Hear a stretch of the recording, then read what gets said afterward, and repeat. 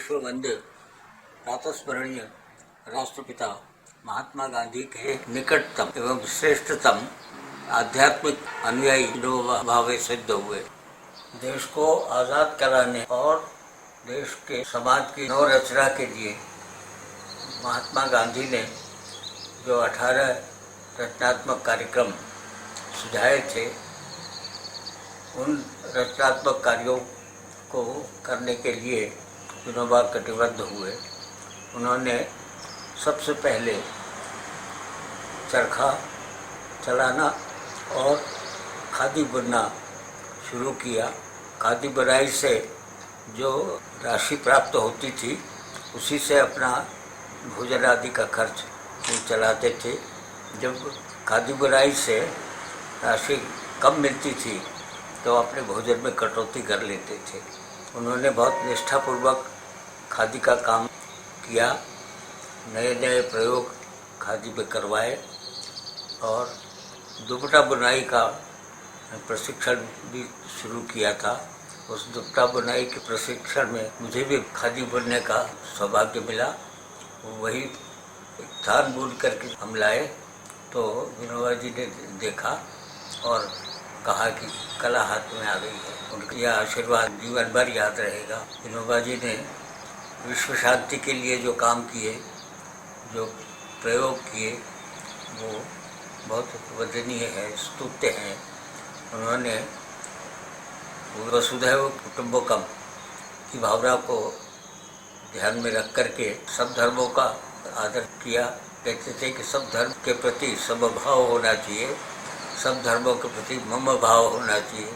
अनेक धर्मों का उन्होंने अध्ययन किया। उन अलग अलग धर्मों के लिए उन्होंने पुस्तकें भी लिखी।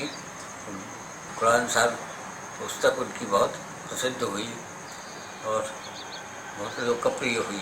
विनोबा जी ने जय जगत का नारा दिया। विनोबा जी के प्रबल समर्थक कवि दुखायल जी ने कहा था, जय जगत पुकारे जा, सिर अमन पे बारे जा, सबके हित के वास्ते अपना शोक विसारे जा। विचार व्यक्त किया गया विनोबा जी द्वारा कि इस देश में यदि जनता के बीच में रह के जनता का काम करना है और जनता इतनी त्रस्त है तो क्या करना चाहिए। तो उनके विचार में आया कि ये ग्रामदान और भूदान की जो भूमिका है वो उनको लोगों को समझाना चाहिए और उस तरह के काम करना चाहिए। तो विनोबा जी ने देश में यात्रा शुरू की और लोगों को समझाया कि ग्राम दान का क्या विचार है, भूदान संपत्ति दान का क्या विचार है। ये सब बातें और लोगों को समझाई, लोगों को ठीक लगी और उन्होंने तुरंत उस तरह से काम करने की शुरुआत की। श्री गोपाल दत्त भट्ट ने अपनी कविता में लिखा, संत विनोबा बोल रहे हैं करके ऊंची बाह रे, ग्रामदान से बन जाएगा गोकुल अपना गाँव। ऐसी भावना थी। व्यापक रूप से काम हुआ। मध्य प्रदेश में ही 7 जिले ग्रामदानी बने। देश में कहीं कहीं कमेटियां बनी और जो कमेटियां बनी उनमें काम क्या किया जाए ये सोचने के लिए एक संगठन बना। उस संगठन में ये तय किया कि ग्राम दान के लिखित में क्या जानकारी रहे हमारे पास। तो ग्राम दान की कुछ बातें ऐसी थी, 3-4 बातें जिनको उन्होंने विचार पूर्वक कहा तो लोगों ने मंजूर किया। उस तरह से कुछ जगह पर ये कमेटियां बनी। एक कमेटी सर्वोदय शिक्षण समिति माचला में भी बनी। वहां पर लोगों को जमीन मिली और जमीन मिलने के बाद में लोगों ने सबने मिलजुल के उसमें खेती का काम शुरू किया। हर आदमी खेती का हिसाब रखता था, उसके रजिस्टर होते थे, उसके ऑफिस होता था। तो उस तरह से काम करने के बाद में जब आगे विचार बना तो लोगों ने पूरे हिंदुस्तान भर में ग्राम दान का काम चलाया। उसमें सबसे पहले ग्राम दान हुआ बिहार में, बिहार दान का। मध्य प्रदेश गांधी स्मारक निधि के कुछ कार्यकर्ता बिहार गए थे जो पुष्टि अभियान में काम करते थे और लोगों को समझाते थे कि पुष्टि कैसे होती है और क्या काम करना पड़ता है। उसी तरह से मध्य प्रदेश में बड़े रूप में काम किया और उसमें सैकड़ों लोग शामिल हुए। उसमें कुछ गांधी जी के कार्यकर्ता, कस्तूरबा ट्रस्ट के कार्यकर्ता और भी कुछ संस्थाओं के अलग अलग कार्यकर्ता थे, शांति सेना के थे, विसर्जन आश्रम के थे और भी कुछ लोग ऐसे थे जिन्होंने इस तरह के सब काम किए। और उन काम को करने के बाद में वो सारी जो फार्म वगैरह थे जिसमें लोगों ने अपनी मंजूरी दी है और दस्तखत कर दिए हैं, वो फार्म सरकार को दिए और ये कहा कि इसकी पुष्टि कर दी जाए। तो इस तरह के विचार इस दुनिया देश में, पूरे देश में, हिंदुस्तान भर में चले और वो जो विचार चले उससे लोगों में भाईचारा बढ़ा, विश्व बंधुत्व की भावना बढ़ी। विनोबा विज्ञान के हिमायती थे। उनकी दृढ़ मान्यता रही कि विश्व के स्थूल, सूक्ष्म तथा गूढ़ स्वरूप का वास्तविक ज्ञान विज्ञान के जरिए ही मनुष्य को हासिल हुआ है और हो रहा है।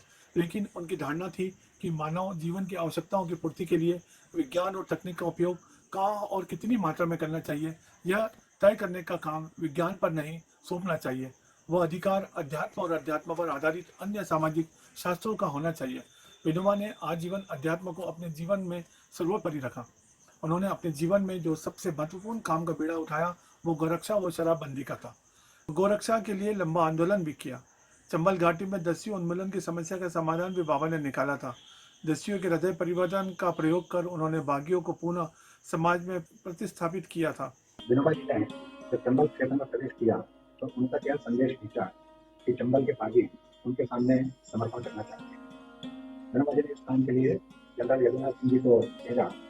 उन्होंने बागियों से बात की, उनके समर्पण की पूरी योजना बनाई गई। विनोबा जी से बागी मिलने के लिए आए। विनोबा जी ने उनको बहुत सारी बातें अपनी ओर से कही और विनोबा जी के आगे 11 बागियों ने समर्पण किया। आपसी चर्चा में विनोबा जी ने कहा कि तुम भी बागी हो, मैं भी बागी हूँ, लेकिन बस रास्ता अलग है। कुछ लोगों ने उनको डाकू कहा, विनोबा जी ने कहा कि नहीं, यह व्यवस्था परिवर्तन के मार्ग पर चल रहे थे, जो रास्ता गलत था, ये सही रास्ते पर आए। विनोबा जी के सामने उन बागियों ने अपनी बंदूकें समर्पित की। एक बागी मुंबई में कई दिनों से फरारी काट रहा था, उसने भी आकर के समर्पण किया। विनोबा जी के सामने सभी ने कबूल किया कि उनसे जो अपराध हुआ है हम उसे स्वीकार करते हैं और सभी जेल जाने के लिए तैयार हुए। यह समर्पण बिना शर्त हुआ था, किसी प्रकार की कोई शर्त नहीं रखी गई थी। जब बागी जेल जाने लगे उसके पहले शाहभोज का आयोजन हुआ। उस शाहभोज में बैठे हुए एक बागी रोने लगे। तब उनसे कारण पूछा गया तो बागी ने कहा कि जो लड़का मुझे खाना परोस रहा है, मैंने उसके पिता को मारा था। सभी ने मिलकर के उसको ढांढस बताया।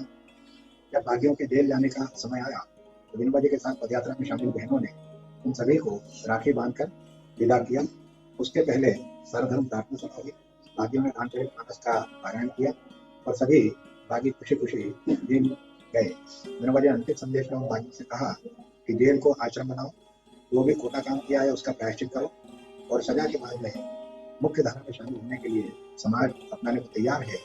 जो घटना 2500 साल पहले गौतम बुद्ध के समय अंगुलीमाल के रूप में हुई थी, वही आधुनिक काल में हमने इस घटना को 1960-61 के बीच में विनोबा जी के सामने होते हुए देखा। तो यह अपने आप में अद्वितीय घटना है कि करुणा से किसी का भी हृदय परिवर्तित किया जा सकता है। ये विनोबा ने अपने जीवन और कार्य से बताया।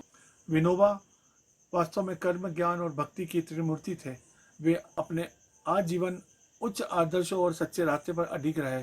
वे गांधी जीवन पद्धति के एक साकार स्वरूप थे। जय जगत आज के युग की मांग है। विज्ञान युग में आज हम विश्व नागरिक की भूमिका में है। कोरोना महामारी ने यह हमें दिखा दिया है। पूरी दुनिया को एक साथ आकर इसका मुकाबला करना होगा। जय जगत।